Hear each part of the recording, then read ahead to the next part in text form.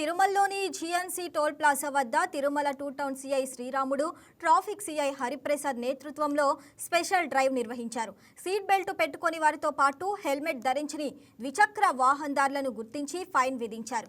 ఘాట్ రోడ్లో ప్రయాణించే భక్తులు, స్థానికులు ఖచ్చితంగా హెల్మెట్ ధరించాలని పోలీసులు తెలిపారు.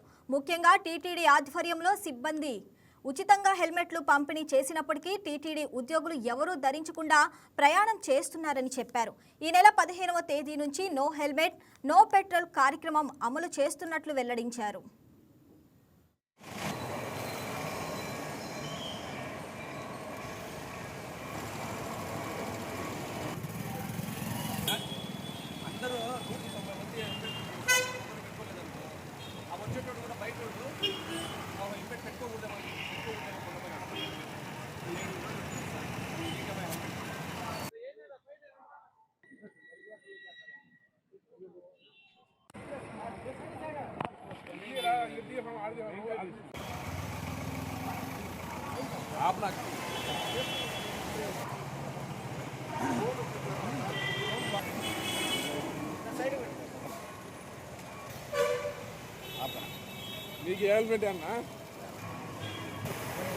ఈరోజు మా తిరుపతి అర్బన్ జిల్లా ఎస్పీ గారి ఉత్తర్వుల మేరకు స్పెషల్ డ్రైవ్ లో భాగంగా తిరుమల టూ టౌన్ సిఐ గారు, ట్రాఫిక్ పోలీసులు సంయుక్త జాయింట్ ఆపరేషన్ లో భాగంగా జీఎన్సీ దగ్గర వెహికల్ చెక్ చేయడం జరుగుతుంది. ఇందులో చాలా మంది తిరుమల లోకల్ షాప్స్ వారు కానీ, హోటల్స్ లో పనిచేసే వాళ్ళు కానీ, అదేవిధంగా ఈ మధ్య మన తిరుమల తిరుపతి దేవస్థానం చైర్మన్ గారి ఆధ్వర్యంలో టీటీడీ ఎంప్లాయీస్ అందరికీ ఉచిత హెల్మెట్ పంపకం జరిగింది. కానీ చాలా వరకు ఎంప్లాయీస్లు కూడా హెల్మెట్ లేకుండా వస్తున్నారు.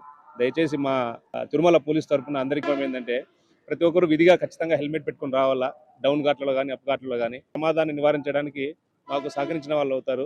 ఈ నెల 15వ తారీఖు నుంచి ఎవరైతే హెల్మెట్ పెట్టుకోకుండా పెట్రోల్ బంక్ పోతారో వారికి పెట్రోల్ కూడా 15వ తారీఖు నుంచి నో హెల్మెట్ నో పెట్రోల్.